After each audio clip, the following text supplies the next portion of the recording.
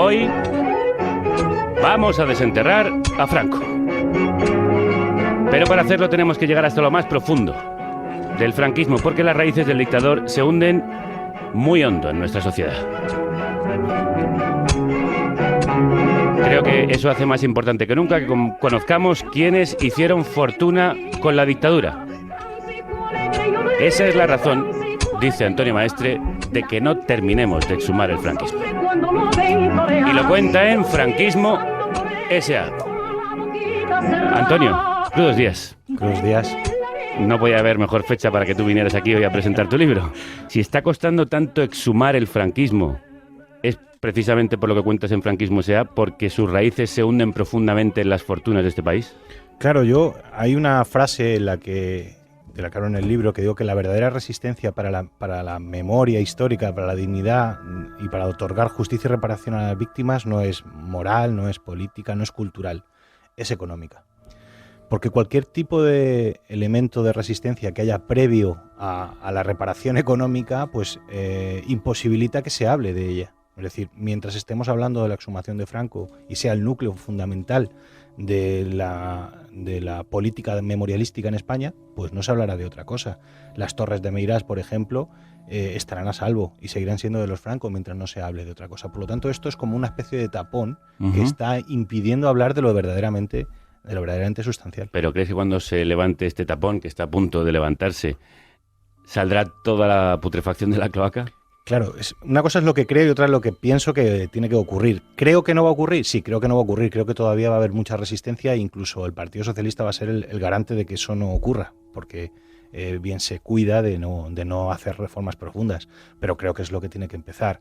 Y por eso, cuando se establecen, por ejemplo, las analogías con la cultura democrática de memoria en Alemania, hay una esperanza, y es que la cultura o la memoria que empezó la reparación en Alemania no empezó a los 44 años como en España, empezó mucho después. Por lo tanto, todavía tenemos terreno y mucho margen, ¿no? Tenemos margen.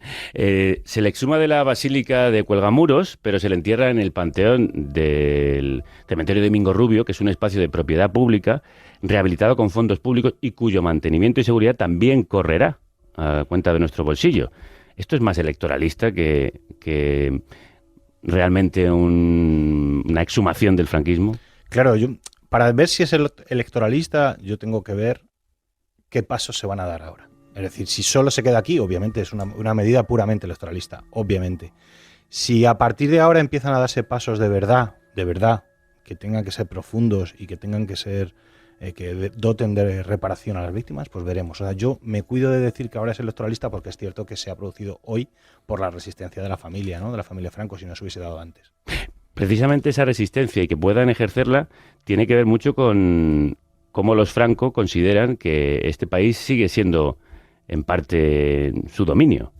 Quiero decir, ellos se enriquecieron, esa familia se hizo lo que es gracias al régimen del abuelo y siguen pensando que todavía tienen potestad sobre incluso la democracia de este país. Claro, eso se debe también a que se lo hemos permitido, la democracia se lo ha permitido, ¿no?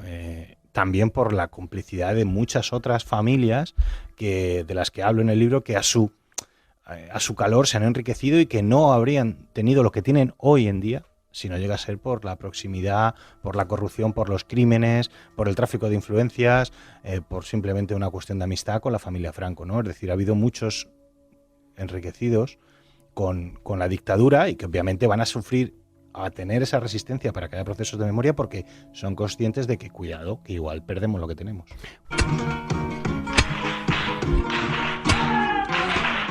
En España, la represión franquista se tiende a analizar y valorar únicamente desde el punto de vista social y político, olvidando, sobre todo en el debate público, la importancia que tuvo la represión económica y la obtención de beneficios empresariales y patrimoniales relacionados con la opresión de libertades. No escatimaron en modos y formas de extraer las rentas y los bienes de los perdedores de la guerra. Algunas de las empresas más cercanas a las élites franquistas usaron mano de obra forzada, rojos, vagos y maleantes, apelando al programa de redención de penas por el trabajo ideado por el jesuita Antonio Pérez de Pulgar.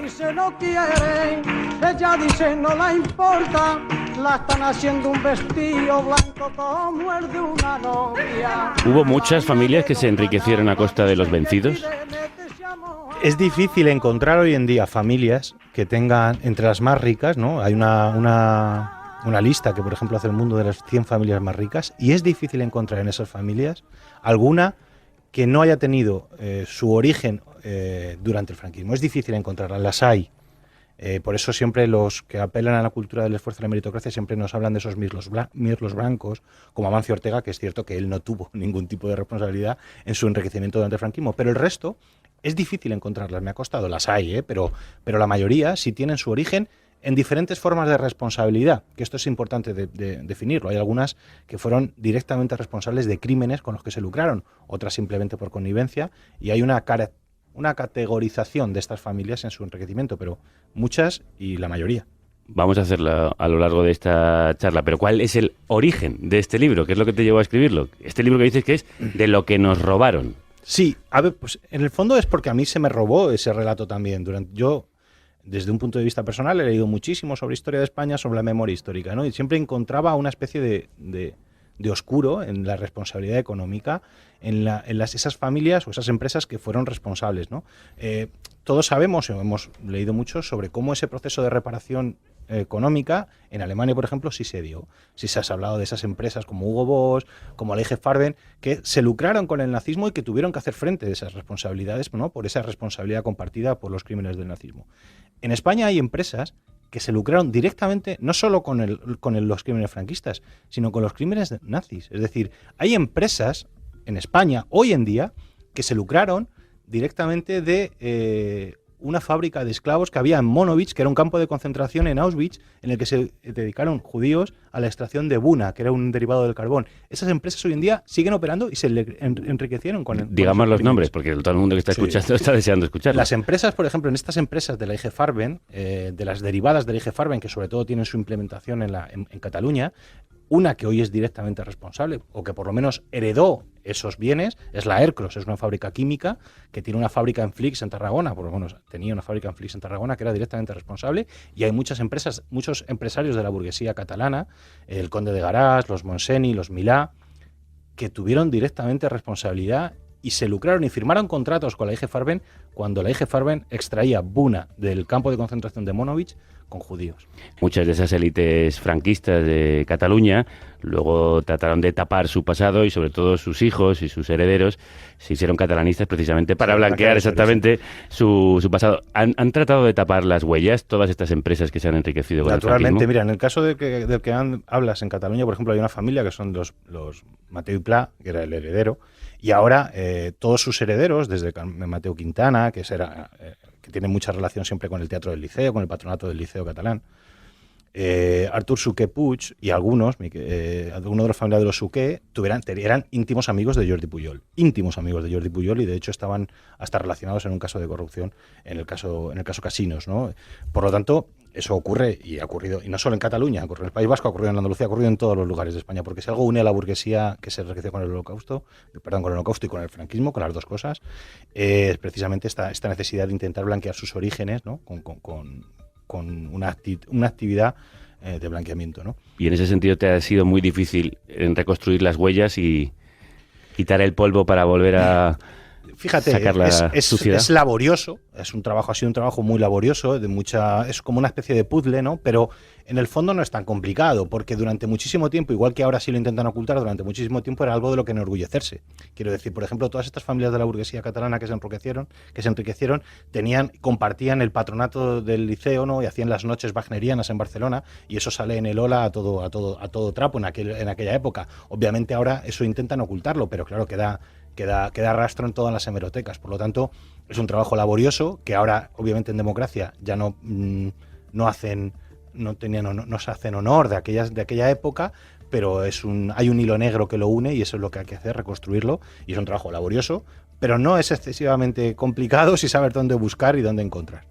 ¿El IBEX 35 es hoy lo que es gracias a la dictadura franquista? Muchas de sus empresas sí, obviamente. Y aquí hay que hacer una acotación importante. Claro, el IBEX 35 no es no estaba ni presente durante el franquismo, ¿no? Porque fue en el año 90 y los años 90 cuando se creó.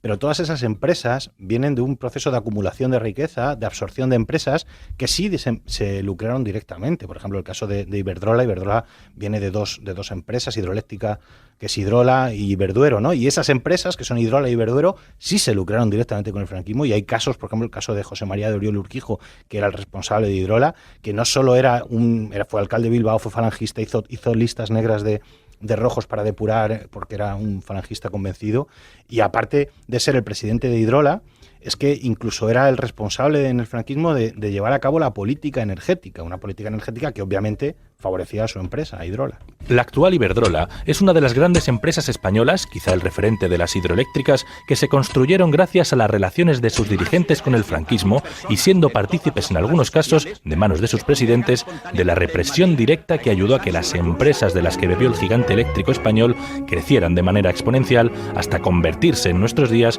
en una de las 5 empresas más importantes del sector en el ámbito mundial. Dinero para el golpe de Estado, corrupción, evasión fiscal, participación en la represión política, un lobby religioso en la educación, contrabando de armas, legionarios de Cristo e integrismo político en democracia. Lo tenían todo. Claro, porque además hay una cosa que une a todas estas empresas, hay una endogamia social que es increíble. De hecho, en el libro a mí me ha costado, porque como están todas muy relacionadas, con matrimonios de conveniencia, con uniones de hecho, tienen una manía muy interesante de poner a sus vástagos en todos los ámbitos de la sociedad, política, economía, religión, educación. Intentan absolutamente coparlo todo, copar todo, ¿no? Y todas estas familias lo que hacen, de hecho, además tienen hasta asignadas, incluso por sexo, ¿no? Esas relaciones en su momento, ¿no? Las mujeres iban destinadas a la cuestión religiosa, a la cuestión educativa, a la cuestión de la filantropía, los hombres se dedicaban a la política, a la economía. Por lo tanto, todas estas familias, claro, abarcaban un montón de ramas para que no se les escapara absolutamente nada entre los dedos. Y en el caso de Iberdrola, que es el paradigma de empresa que crece gracias al franquismo y se convierte en gran multinacional, empieza financiando el golpe de Estado. Sí, bueno, eso es prácticamente es algo común en todas estas empresas. Es muy difícil encontrar a alguien de todas estas grandes empresas, de todas estas familias, que no fueran partícipes directos del golpe de Estado, o bien financiando, o bien participando directamente en la guerra, ¿eh? No tenían ningún problema en empuñar las armas, ¿no? En el caso de Iberdrola, pero en el caso de muchos otros, Iberdrola también, José María Oriol Urquijo y los Oriol Uriguen, son directamente responsables del golpe de Estado, pero esto es una constante en todo el libro, en todas las empresas que salen. Es decir, estuvieron todas ellas detrás del levantamiento, ¿no? Claro, es que el golpe fue... Hay un discurso de Franco en el año 42 en Lugo que decía que nuestra guerra fue la única en la que los ricos que fueron a la guerra salieron más ricos de ella.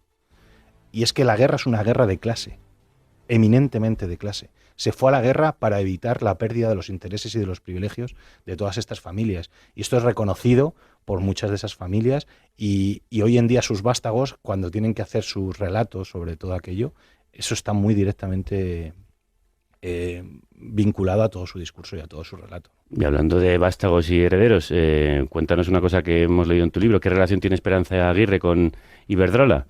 Claro, durante el franquismo con saltos de agua y embalses y que participó en el envío de armas para los sublevados.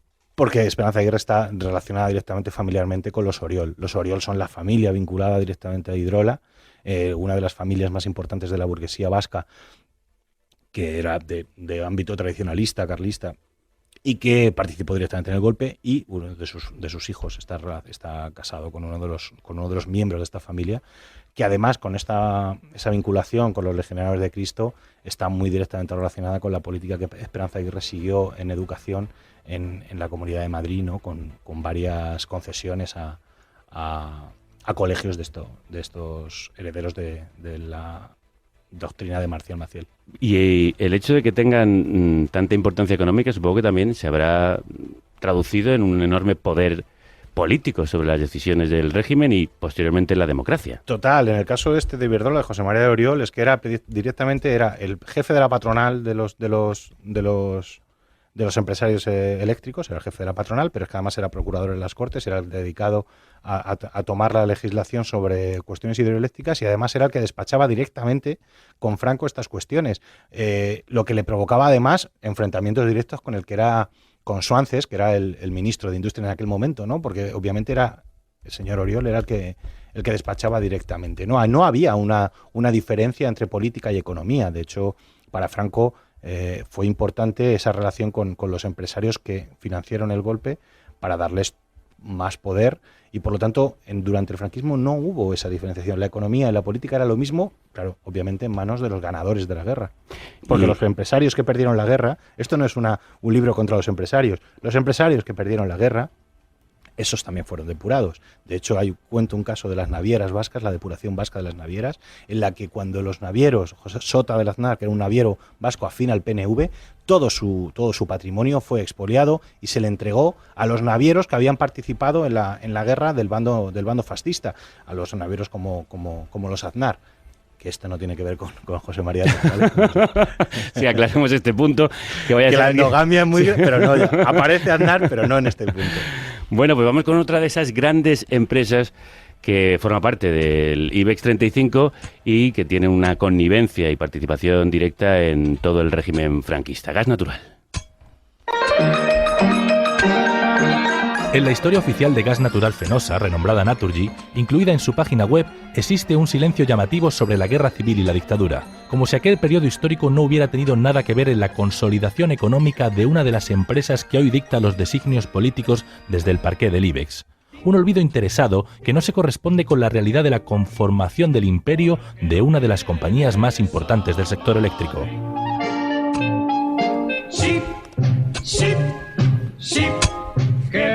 ¿Cuál es la historia de Gas Natural y cómo se convierte en lo que es gracias al franquismo? Claro, bueno, han hecho un rebranding ahora, ¿no? Ahora es Naturgy, claro, pero porque eso es importante, porque eso es una de las cuestiones fundamentales que hacen para blanquear, ¿no? Van cambiando los nombres para que parezca que no tiene nada que ver con sus orígenes, ¿no? Gas Natural Fenosa, Naturgy ahora era Gas Natural Fenosa, claro, es una empresa que viene de la fusión de varias, ¿no? Una de ellas, de esas, es Fenosa, Fuerzas Eléctricas del Noroeste, que es la empresa que formaba parte, el dueño era Pedro Barrié de la Maza. Pedro Barrié de la Maza, que era el empresario coruñés por excelencia, muy amigo de Franco, era amigo de Franco porque además fue el que le hizo luego la acuestación popular para regalarle las Torres de Meirás a Franco, ¿no? El mal llamado Pazo de Meirás, que se llamaba Torres de Meirás, según quería Emilia Pardo Bazán, ¿no? El Pazo de Meirás.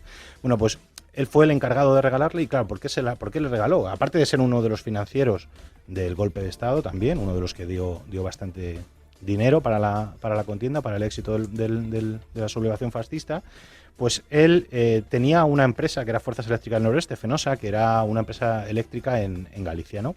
Pero tenía un competidor, que era una empresa llamada Unión Eléctrica Coruñesa, de un diputado republicano que se llamaba Pepe Miñones. Y era la empresa de Pepe Miñones, era la empresa más importante en aquel momento y era la que tenía, por ejemplo, había puesto todo el alumbrado en la zona de la Costa da Morte. Era una empresa además socialmente responsable porque repartía incluso sus beneficios con la comunidad. Bueno, pues cuando tanto él, Pedro Barrié de la Maza, como Corney de Quiroga, que era otro afín al fascismo, pues Pepe Miñones fue fusilado en el Campo de la Rata en el año 37 por ser un diputado republicano, y la empresa, la banca que tenía para financiar a la empresa después de su fusilamiento, se hizo todo lo posible para que perdiera a su familia el poder para poder financiarla, y en el año 45, después de muchos años en que la familia intentó mantener a flote la empresa que el diputado republicano tenía, pues acabó esa Unión Eléctrica Coruñesa en Fenosa, acabó dentro de las garras de Pedro Barrié de la Maza, ¿no? De la familia Barrié. En Alemania, hace unos años, se indemnizó con más de 1,5 millones de euros a las víctimas del nazismo. Las víctimas, como la que nos estás contando aquí, en el caso de Gas Natural y Fenosa, ¿podrían ser indemnizadas en algún momento? ¿O esto es uno de los principales problemas para levantar la losa del franquismo? Claro, ese es el principal problema. Es decir, obviamente hay mucha literatura y hay mucha información para poder definir bien cuáles son las empresas que pertenecían y qué es lo que ocurrió. Es decir, hay en algunos casos que no podrá ser. En Alemania, en el año 2007 se acabó lo que se llamaba la Fundación Memoria, Responsabilidad y Futuro, acabó un proceso de indemnización a las víctimas, ¿no? En España, obviamente, estamos hablando del 2007, por eso hablo de que tener un poco de esperanza. 2007 cuando acabó el proceso de reparación. La guerra acabó en el 45 en Alemania, ¿no? Entonces, son muchos más años de los que por ahora tenemos nosotros recorridos en lo que tiene que ver con memoria. Pero claro que tiene que ser así. Es decir, Gas Natural Fenosa Naturgy debería indemnizar con no sé cuál es la cantidad ni cuál es la responsabilidad, no tengo ni idea, y eso es una cuestión que hay que hacer, tampoco lo sabían, pero obviamente esa empresa, la que era Unión Eléctrica Coruñesa, que pasó a manos de Pedro Barrié de Fenosa por un fusilamiento en el campo de la Rata, en A Coruña, obviamente eso hay que revisarlo de alguna manera. Claro, pero serían muchos las familias a indemnizar. Serían muchas, y casi todas las que hoy en día tienen algo tendrían que indemnizar, casi todas. En algunos casos es muy difícil porque bien se valieron ellos de intentar borrar todas las pruebas, ¿no? Con la quema de registros de la propiedad, con cuestiones de ese tipo, ¿no? Porque sabían que su patrimonio era ilegítimo y era ilegal y había sido conseguido mediante la represión. Obviamente no se podrá en todos, pero con que se pueda en una persona, con que se pueda reparar de alguna manera una persona, pues ya hay que recorrer ese camino. La constructora OHL nació en 1999 fruto de la fusión de tres históricas empresas, Obrascón, Huarte y Laín, aunque también formaron parte del emporio otras más pequeñas con importante actividad durante el franquismo, como LAN Ibérica, Asfaltos y Construcciones Elsan y Sociedad Anónima Trabajos y Obras. La empresa es propiedad de Juan Miguel Villar Mir, marqués de Villar Mir desde el año 2011 por gracia de Juan Carlos I, amigo íntimo del empresario. Se doctoró en Ingeniería de Caminos y ostentó diversos cargos políticos durante el franquismo y la transición. Ocupó diversas direcciones generales técnicas en los años 60 y llegó a ministro de Hacienda y vicepresidente del Gobierno para Asuntos Económicos en 1975 con Carlos Arias Navarro. Un Estado totalitario y ordenando su instrumentación de acuerdo con las necesidades y con los imperativos. Estamos desenterrando el franquismo y hemos sacado a uno de los pilares capitales de ese entramado societario que se construyó en torno a el régimen de Franco. La constructora OHL, hoy ACS, que estuvo dirigida por Villar Mir, que es uno de los grandes artífices de, digamos, toda la estructura económica de Franco. Tiene que ver también con una de las letras de sus siglas, ¿no? OHL, como hemos dicho, es Obrascón, Huarte y Laín. La H de Huarte es de Félix Huarte Goñi, que era otro de los grandes empresarios que tuvo que ver con el franquismo, que este estaba en la zona de Navarra, ¿no? Pero que Félix Huarte fue uno de los constructores del Valle de los Caídos, ahora que estamos aquí. De hecho, hay una anécdota muy curiosa que tiene que ver con ese blanqueamiento de lo que tiene que ver la historia. Hay una fotografía en el archivo de ABC en la que sale el cartel de Huarte en la construcción del Valle de los Caídos. Y en el anverso de la fotografía pone que hay que intentar eliminar en la medida de lo posible la constructora o el cartel de la empresa a la hora de usarlo, ¿no? Es decir, que advierte de que no es bueno después en el archivo del ABC utilizar esa fotografía porque aparece el nombre de la empresa en la construcción del Valle de los Caídos. Esto es muy habitual en esta manera de intentar ocultar el origen de estas empresas. En esta hay trabajo esclavo. No es algo en lo que yo me haya metido en el libro de una manera muy profunda, porque es un tema de los pocos que sí se han tratado. Es decir, el trabajo esclavo en España sí se ha tratado, hay libros mucho más profundos, entonces lo que hago es referencia a esos libros, ¿no? El caso del libro, por ejemplo, de Isaías Lafuente, hay otros muchos trabajos que se han hecho sobre el caso del Valle de los Caídos y el trabajo esclavo. Pero sí trata un poco de este caso, el caso de OHL hasta ACS, de trazar un poco esa línea, ese hilo negro en el que hay de empresas que sí son responsables, a otras que no. En el caso de Florentino Pérez, que es el dueño de ACS, hombre, obviamente él no es responsable de lo que ocurrió, pero sí es responsable de haber heredado una empresa que se lucró durante el franquismo y no haber hecho nada para reponer o reparar de alguna manera, incluso en que sea simbólica o moral, a los que fueron reprimidos por las empresas que él ha heredado el patrimonio, pero también ha revelado una responsabilidad moral. La historia que relaciona también a ACS con la familia March, ¿no? Principales accionistas de la empresa que también estuvieron detrás del golpe militar. Dice que fueron unos de los principales artífices e impulsores. Claro, Juan March es el principal responsable. Lo que pasa que tampoco en el libro, yo intento trazar en el libro esos oscuros que no existen. Juan March es un tema muy tratado ya en la bibliografía. Y hay una frase, ¿no?, que lo define muy bien, es en la que decían en la República: si no acabamos con Marc, Marc acabará con la República. Y bueno, y así fue. Ganó Marc. Fue clarividente, sí, porque fue uno de los financieros, de hecho fue hasta el que financió el viaje de Franco en el Dragón Rapide. Juan Miguel Villarmir, personaje, por cierto, muy siniestro, se convierte en marqués de Villarmir en el año 2011 por gracia del entonces monarca Juan Carlos I. Lo cual quiere decir que la pervivencia del franquismo, por más que se niegue, y su lazo con la monarquía sigue siendo evidente y palmario. Bueno, es que hay algunos trazos que se hacen en el libro en el que trato de vincular precisamente cómo todas estas familias son directamente parte de la corte de Felipe VI. Claro. Es decir, muchas de estas familias, los Villarmir, los Luca de Tena, los Primo de Rivera, que también tienen una saga importantísima, todos estos son amigos directos. Es decir, el núcleo fundamental de amistades y cortes de Felipe VI son familias de estas. Es decir, no tiene otros amigos nada más que esto, ¿no? Entonces, obviamente, los Villarmir y todos estos están vinculados directamente con la monarquía, que no ha hecho nada por separarse de todo esto. No ha hecho nada. Es decir, ojalá tuviéramos una monarquía.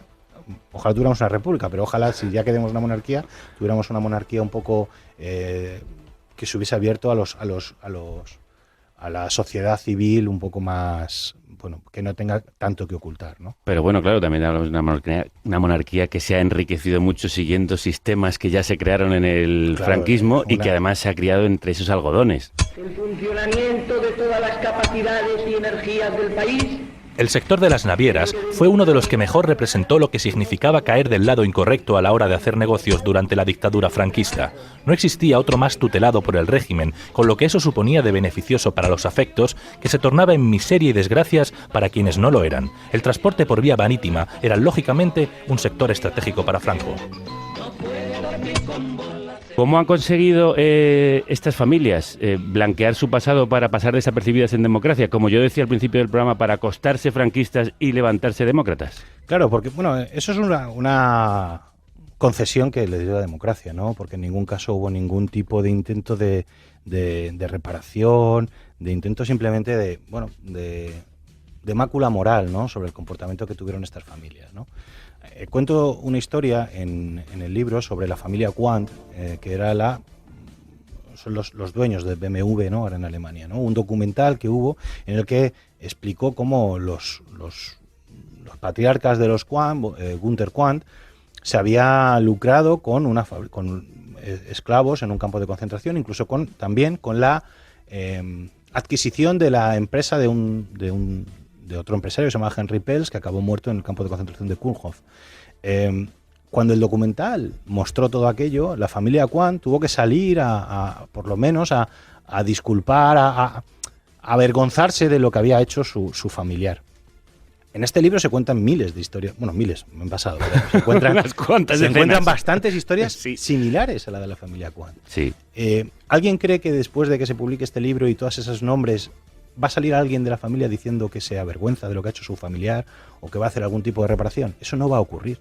Eso no va a ocurrir porque aquí la misma situación que se dio, por ejemplo, en Alemania, está bien vista. No pasa nada porque asumen que bueno, que era lo que les tocó vivir y que no pasa nada, que en aquel momento pues se enriquecieron y no hay ningún tipo de responsabilidad ni de mácula, ya no penal, que penal es una quimera, ¿no?, pero moral o patrimonial. De hecho, cuento al final una especie de epílogo, ¿no?, sobre cómo blanquean ellos su historia, y es el diccionario de la Real Academia de la Historia. Ese diccionario de la Real Academia de la Historia, del que yo he sacado mucha información, pero he sacado información porque me parece muy bien contar la información según la cuentan ellos. Ese diccionario de la Real Academia de Historia hurta la información que tiene que ver con ese periodo. Es decir, cuenta todo lo bueno que pueden tener esas familias o esos empresarios o esos nombres. Recordemos la polémica que hubo con ese diccionario porque no se llamaba dictador, sino personaje autoritario a Franco, por ejemplo. Pues hay historias, por ejemplo, de un tipo que se llama Wenceslao, no recuerdo ahora mismo el apellido, ¿no?, pero era un personaje que fue miembro de un tribunal de depuración de comunistas y masones. Bueno, pues eso no aparece en la entrada del diccionario de la Real Academia de Historia. Y claro, tú solo tienes que ver quiénes son los patronos del diccionario de la Real Academia de Historia. La Fundación Villarmir, gas natural. La Asociación de Hidalgos de España. Esto no se contó en su momento, Antonio. Hubiera sido muy interesante, claro, porque es lo que lo explica todo. Claro, es decir, solo tienes que ver quiénes son los patronos de esa fundación para ver que es normal que oculten cuál es el origen de sus propios enriquecimientos, ¿no?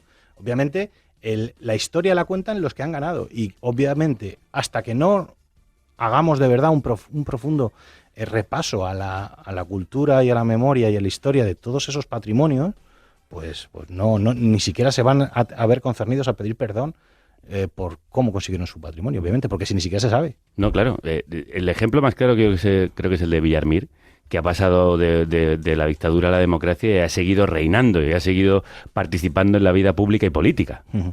Claro, Umbral lo llamaba el paso del franquismo azul al franquismo blanco.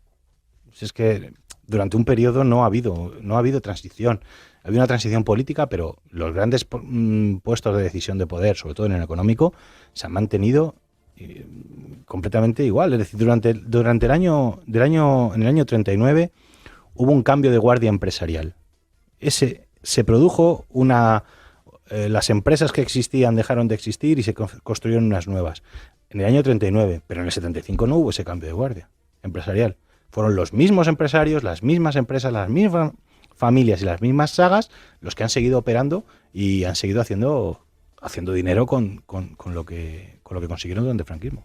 Hemos hablado de lo que ocurrió en Cataluña, has comentado en parte lo que sucedió en el País Vasco, pero también hablas de la burguesía andaluza, a los que defines como caballistas negros. ¿Quiénes fueron? Claro, los caballistas negros son las grandes familias de terratenientes, de latifundistas que hubo en Andalucía, los Domecq, algunos también los entrecanales por otro lado, pero sobre todo los Domecq, varias familias que además eran todas un núcleo fundamental, formaban parte de las mismas familias y que directamente llamaban los caballistas negros porque eran escuadras de señoritos a caballo que salían a limpiar los montes de rojos, a depurarlos, a asesinar directamente, ¿vale? Hay varios nombres que se dan en el libro. Y como son varios, no voy a decirlos porque luego me puedo equivocar en uno y a ver si atribuyo algún acto que no debo. Sí. Y te metes en un lío. Que ya bastante medido está el libro como para yo deslizarme en algún nombre mal incorrecto para equivocarme y meterme en otro lío, ¿no? Es decir, en el libro se pueden ver, porque en este caso sí que hay una responsabilidad directa en la represión. Directa, es decir, ir a caballo y asesinar a republicanos. Sobre esto que acabas de comentar, quería preguntarte, ¿has tenido miedo al escribir este libro de las posibles denuncias, demandas, querellas que te puedan caer? ¿Has tenido que ir bordeando miedo con mucho...? Claro, miedo no, porque no lo hubiera escrito, ¿no? Pero sí soy consciente del riesgo que tiene. Porque son nombres que van vinculados, además, hay muchos que están muertos y los muertos no ponen demandas. Pero precisamente en el libro lo que se hace es trazar ese hilo negro hasta los herederos actuales, gente que hoy en día tiene mucho poder, que hoy en día manda y que se pone en cuestión su enriquecimiento, ¿no? Se pone en cuestión su patrimonio. Y obviamente he tenido que medir bastante bien lo que se dice, ceñirme mucho a la información, a los hechos, a los datos y solo hacer interpretaciones cuando eran cuestiones bastante más laxas, ¿no? Obviamente el libro tiene mucho riesgo porque, lo que te digo, se dan los nombres directos que mandan hoy. Si los que están muertos pues tampoco me van a hacer demasiado, ¿no? Pero los nombres de los que mandan hoy, y además son gente, se cuentan historias precisamente de familiares de hoy en día que por intervenciones mías en otros foros pues ya se pusieron incómodos, ¿no? Entonces sí, se ha medido absolutamente cada palabra y en algunos casos hasta he quitado algunos párrafos de información porque, bueno, no había que arriesgarse demasiado porque el libro tiene bastante dato, bastante información como para tener que arriesgarte. ¿Has hablado con esa familia? ¿Sabes lo que vas a publicar? Con algunas sí, con otras no. No tengo por qué hablar con todas, porque en el caso de algunas informaciones sí necesitaba hablar con ellos para contrastar. En otros es información histórica que tengo documentación y no hacía falta con todas, porque tampoco habría acabado nunca si tengo que esperar respuesta de todos. Dios Todopoderoso ha llamado a nuestro hermano y nosotros ahora enterramos su cuerpo, para que vuelva a la tierra de donde fue sacado. Con la fe puesta en la resurrección de Cristo, primogénito de los muertos, creemos que Él transformará. ¿Qué tiene que pasar, Antonio, para que verdaderamente exhumemos el franquismo de la sociedad española? ¿O eso es imposible, dado lo que tú publicas y cuentas? Yo veo que va a costar mucho, es decir, va a costar mucho porque además es que incluso hasta dentro del que tiene que llevar a cabo, tiene que, por una cuestión de correlación de fuerzas, que es el Partido Socialista, es complicado, es difícil porque también hay algunos de sus miembros que, bueno, pues que tienen su responsabilidad en aquello, ¿no? La Ley de Memoria Histórica no llegó más porque incluso alguno de los que la crearon, como María Teresa Fernández de la Vega, también tenía pasado franquista. Tenía pasado sus padres, ¿no? Su padre y tenía unos saltos de agua que había heredado, que ya los ha vendido, pero que había heredado de su padre, ¿no? Que había conseguido por su relación con el franquismo. Por lo tanto, es muy difícil, pero no por eso va a haber que dejar de insistir en ello, ¿no? Bueno, y vemos que algunas familias tradicionales del franquismo, como la familia Espinosa de los Monteros, ahora vuelve encima envuelta en la bandera de un partido, que no oculta en ningún momento sus afinidades con el régimen. Claro, hay un capítulo específico para ellos, ¿no? El que se llama Pagos de Franco por derecho de pillaje, ¿no? Porque los Espinosa de los Monteros tienen una relación directa con el golpe de Estado. El hermano de su bisabuelo, que es, hay que dejar claro cuál es, que se habla de su abuelo, no es su abuelo, es el hermano de su bisabuelo, fue uno de los responsables directos del golpe de Estado, con su responsabilidad como militar, y además, que lo que es más importante y que no he podido profundizar porque el tiempo que tengo es relativo, ¿no? Él fue, cuando acabó la guerra en Madrid, fue el responsable de la columna de orden y policía de ocupación. En abril del 39 hubo muchos campos de concentración en Madrid, en las que con bandos del propio Eugenio Espinosa de los Monteros y Bermejillo, que es el familiar de Iván Espinosa de los Monteros, hay un bando en el que expresa precisamente que todo aquel que haya tenido responsabilidad tiene que dirigirse a los campos de concentración creados. Y hay mucha responsabilidad en lo que tiene que ver con la represión directa en Madrid en esos años, en abril del 39, ¿no? Falta por investigar específicamente esa cuestión, pero de lo que ha quedado claro y ha quedado en evidencia con los documentos que aporto es que era el responsable de la columna de orden y policía de ocupación en abril del 39, mientras estaban creando campos de concentración, por ejemplo, en el campo de Vallecas. Pero si las empresas, la monarquía, los principales partidos mayoritarios, la Iglesia, todos estos forman una especie de núcleo y árbol de ramas entrelazadas, ¿cómo va a ser posible mover esa losa? Pues hay que empezar por la vergüenza, por señalar quiénes son, señalar que todo lo que tienen es por lo que lo tienen y que no se debe sobre todo a la cultura del esfuerzo y a la meritocracia que tanto enarbolan. Hay que empezar por la vergüenza. Es decir, si tú señalas y cuando alguien te dice o alguien ves en un acto y preguntarles sobre ello. Es decir, ¿alguien alguna vez, algún periodista ha preguntado a alguno de estos responsables por el origen ilícito y el origen ilegítimo de sus fortunas? No. Pues este libro lo que intenta por lo menos es que meter en el debate público que esa responsabilidad empiece y comience y que no se les pregunte por su rastrillo de nuevo futuro, cuando hacen, por sus labores de filantropía, no, que cuando se presenta allí es por qué tienen todo lo que tienen, cuál es la responsabilidad que tienen sobre ello y si van a devolverlo. Cuando empecemos a preguntarle, empecemos a avergonzarles por lo que tienen, o por lo que han tenido, o por lo que han conseguido, pues empezará, pero primero empecemos por la vergüenza que tenemos, es lo que tenemos, la palabra. Antonio, muchísimas gracias. Muchísimas gracias a vosotros.